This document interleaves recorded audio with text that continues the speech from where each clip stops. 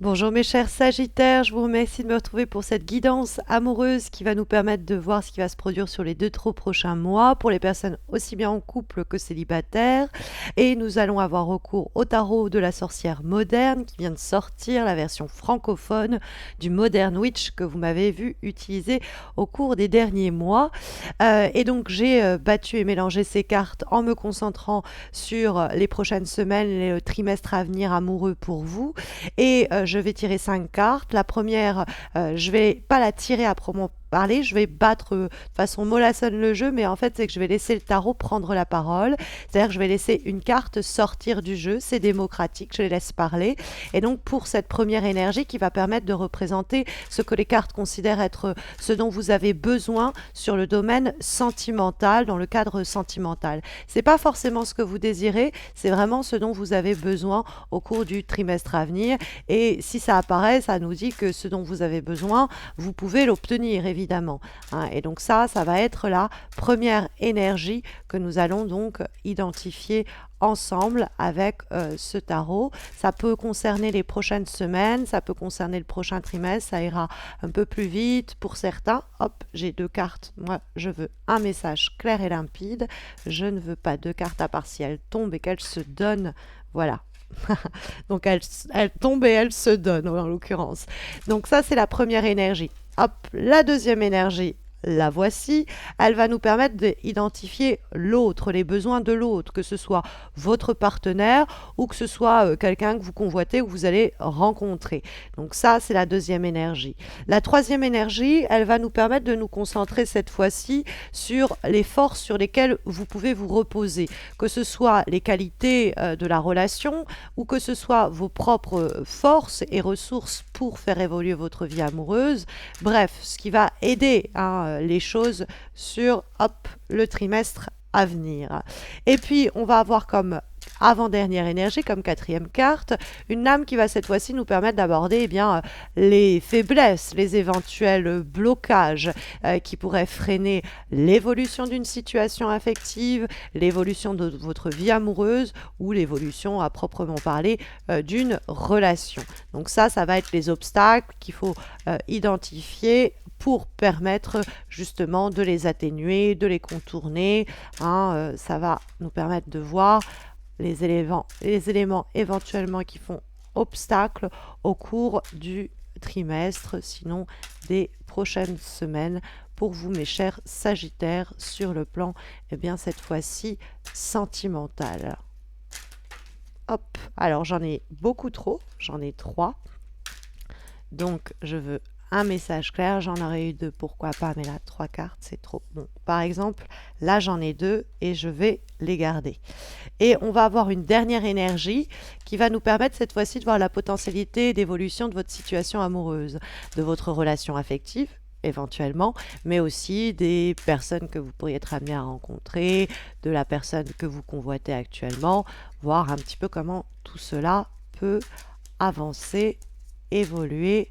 On est sur un cadre un petit peu plus prédictif que le reste sur cette dernière énergie pour vous, pour ces prochaines semaines, ces prochains mois, mes chers Sagittaires.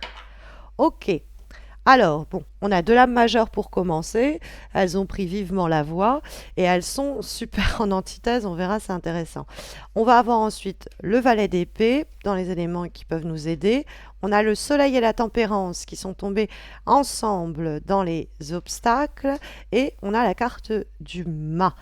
Ok, alors, on a pratiquement que des lames majeures, donc ça semble être quand même un moment important et crucial pour vous sur le plan affectif au cours du trimestre à venir, au moins des prochaines semaines. Alors, ce dont vous avez besoin, c'est l'ermite, c'est l'antithèse du domaine amoureux pour le coup, parce que l'ermite, il fait vœu de chasteté, de célibat et de solitude. Ce n'est pas l'idée de subir la solitude, mais plutôt de la désirer.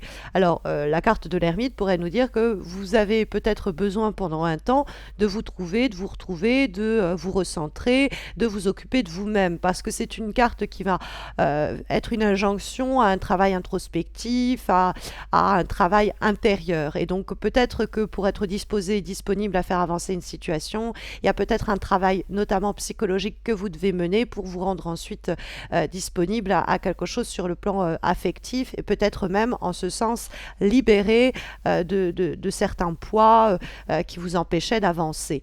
Parce que vous pouvez être éventuellement un petit peu un loup solitaire, ou vous pouvez être très attaché à votre indépendance, à votre liberté. Hein, c'est quelque chose qui pourrait apparaître à travers la figure à la fois du mât et de l'ermite, qui sont très indépendants. Et il y a peut-être le besoin d'aller chercher un moment comme ça de retrait, de solitude, qui va vous regorger, vous recharger et vous rendre disponible à tenter de nouvelles choses dans le cadre de cette relation, dans le cadre de votre vie amoureuse. Et puis il peut avoir sinon plus simplement, avec la carte de l'ermite, le besoin de réfléchir vos rapports amoureux, votre couple, votre vie affective et votre vie sentimentale. Ça peut se traduire par un temps un peu de retraite, où vous allez vous mettre un peu au vert, ou en tout cas vous allez prendre le temps de cogiter sans être importuné, parasité par des énergies extérieures. Hein. Il y a un besoin de trouver peut-être des fois des réponses en soi. Il y a aussi dans la carte de l'ermite un besoin que les choses n'aillent pas trop vite. Il y a comme ça cette idée piano, on se précipite pas, on va plutôt réfléchir que agir. Alors qu'en face, on pourrait avoir tout l'inverse.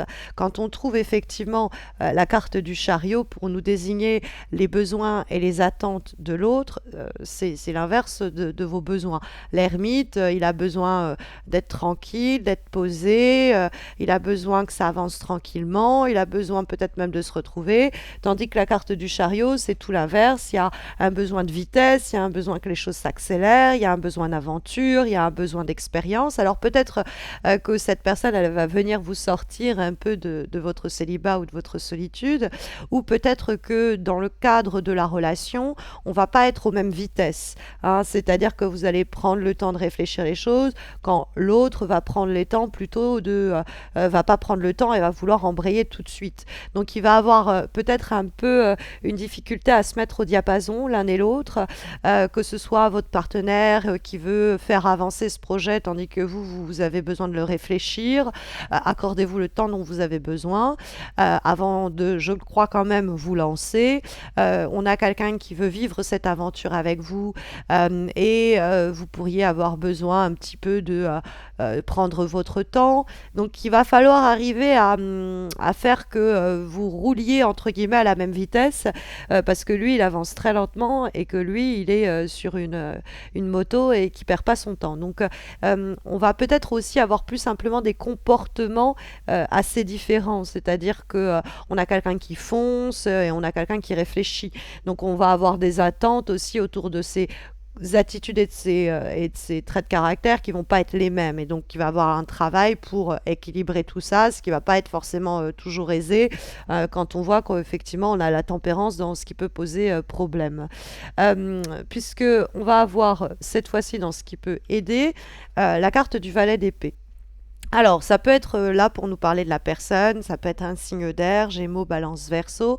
Le valet d'épée apparaît pas mal dans les tirages, donc regardez vos ascendants, peut-être que, ou regardez la vidéo du signe du partenaire, parce que il peut avoir des redites. Le valet d'épée, dans les espaces positifs, dans les éléments positifs, ça peut être qu'il y a quelqu'un qui va surgir de façon vraiment inattendue et vous tirer justement de cette solitude et vous donner l'envie de vous élancer, parce que vous n'êtes pas forcément célibataire par dépit ou par obligation, mais peut-être que c'est un choix, vous attendez une bonne personne, et la carte du chariot, vous allez avoir quelqu'un qui va venir comme ça vous sortir de votre grotte, et vous allez avoir l'envie de tenter l'aventure, et ça va se faire de façon un peu inattendue, un peu imprévue, quelqu'un peut-être même un peu plus jeune que vous, c'est pas impossible. Mais le valet d'épée dans les éléments positifs, c'est l'idée de faire avancer les choses assez rapidement par des discussions très concrètes, très directes, très franche. Et ça aide les choses. C'est votre capacité à dire ce que vous pensez de façon très raisonnée et de façon très intelligible et la capacité dans une relation sinon donnée à communiquer. Parce que la carte de l'ermite, on aura certainement travaillé, réfléchi à ce que l'on pourra ensuite exprimer.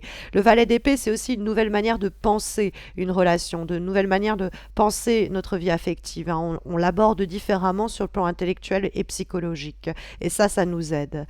On peut avoir aussi une nouvelle idée dans le cadre de cette relation, qui est une force dans laquelle il faut se lancer, mais vous avez besoin de prendre votre temps de le réfléchir quand en face, on vous envoie des signaux pour vous dire « moi je suis prêt, on y va quand tu veux ». Quoi. On va avoir ensuite les difficultés, les obstacles éventuels qui sont encore des lames majeures, donc la carte de la tempérance et du soleil. Et la tempérance et le soleil, si elle pose problème, ça peut être dans la question d'excès. C'est-à-dire que on doit essayer de trouver un équilibre sur le plan relationnel. Un équilibre, justement, je vous ai dit qu'il allait être difficile à trouver entre l'ermite et le chariot, où on n'est pas forcément fichu un peu pareil en termes de fonctionnement et d'avancée. Mais il y a cette idée de la nécessité de compromis, des fois, qui est difficile à faire pour la relation, pour le domaine amoureux. On peut avoir aussi une situation affective qui pose problème parce qu'on n'arrive pas à savoir si on est plus dans une amitié amoureuse ou plus dans un amour où on a en plus de l'amitié en surcroît. Et ça va être une difficulté à statuer à ce propos, mais il faut quand même vivre la situation, s'élancer et vibrer quand on trouve la carte du mât dans la direction des choses.